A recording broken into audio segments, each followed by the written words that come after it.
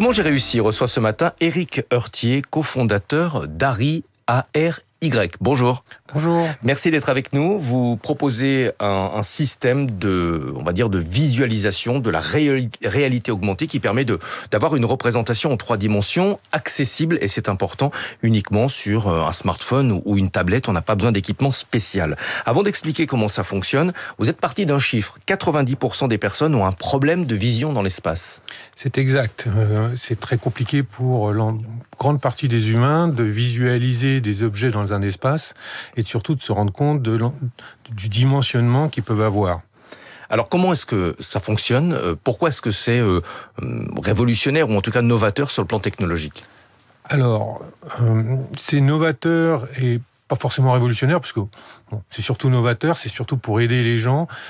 Aujourd'hui, quand on veut faire l'acquisition de meubles, quand on veut faire l'acquisition d'objets, souvent on se rend pas compte du dimensionnement et de la volumétrie que ça va prendre dans un espace, et surtout, c'est compliqué de pouvoir agencer des objets que vous n'avez pas encore chez vous pour pouvoir bien les identifier et bien regarder où est-ce que vous pouvez les mettre. Donc là, c'est ce qu'on appelle de la réalité augmentée, c'est-à-dire que vous intégrez un objet en 3 dimensions dans un espace qui est filmé par l'appareil photo du téléphone ou de la tablette. Alors, c'est un peu plus compliqué que ça, en fait.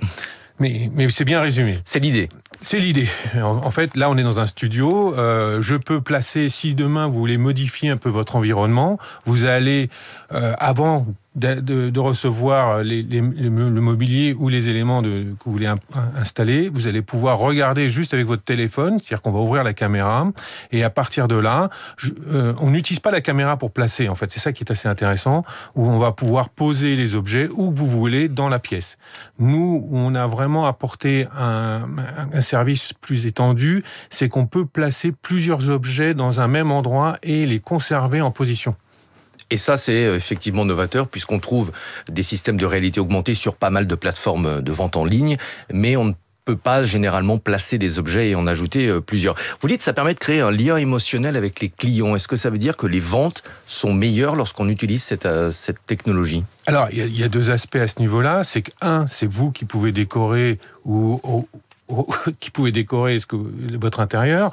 Il y a un deuxième aspect, par exemple sur le marché de la mode, vous allez pouvoir réaliser et proposer vous-même vos mannequins et faire votre défilé chez vous. En fait, donc vous participez d'une manière plus déterminée et plus objective à l'achat que vous voulez réaliser. À qui est-ce que ça s'adresse ?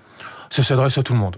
En fait, on a un marché qui est relativement simple. Ça s'adresse à toutes les personnes qui ont envie d'avoir un rendu de ce qu'ils veulent réaliser, acheter ou créer. Mais qui sont vos clients en priorité ? Est-ce que ce sont les fabricants de meubles ?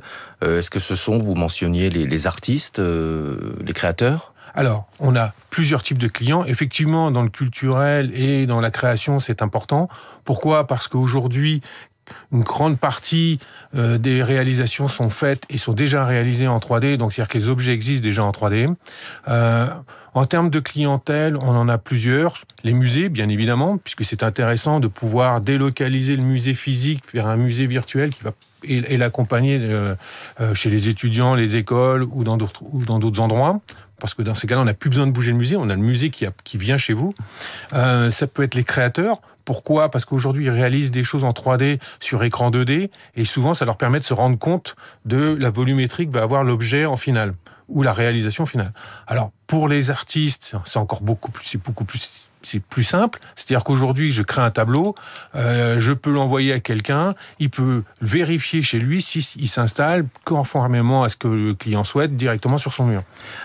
Vous l'avez dit, il y a une simplicité d'utilisation avec une tablette ou un smartphone, mais est-ce qu'on peut aussi visualiser des objets peut-être de manière un peu plus immersive avec des lunettes de réalité augmentée ? Alors, nous, pour l'instant, on a fait le choix du smartphone parce que justement, c'est accessible. 99% des gens ont le smartphone.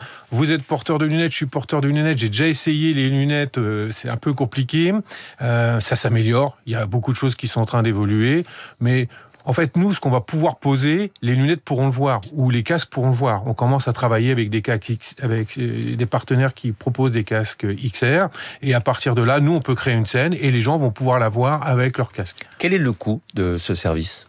C'est un coût qui est entre 9,99 pour les étudiants dans la création, par exemple, et pour des gens lambda comme nous, c'est 19 € par mois. 19 € par mois pour un nombre d'objets illimité ? Ouais, alors c'est pas illimité parce que c'est lié au poids, hein. C'est de la data après, mais il y a une trentaine ou une cinquantaine d'objets en fonction du poids qui sera utilisé au niveau des objets. Merci beaucoup d'être venu ce matin à Radio Classique. Éric Heurtier, cofondateur d'Ari. Donc on a bien compris, c'est un système qui permet de visualiser, de proposer un service rendu en 3D sur des équipements très simples, on le rappelle, des smartphones et des tablettes. 6h20 sur Radio Classique, Natacha Valla nous a rejoint pour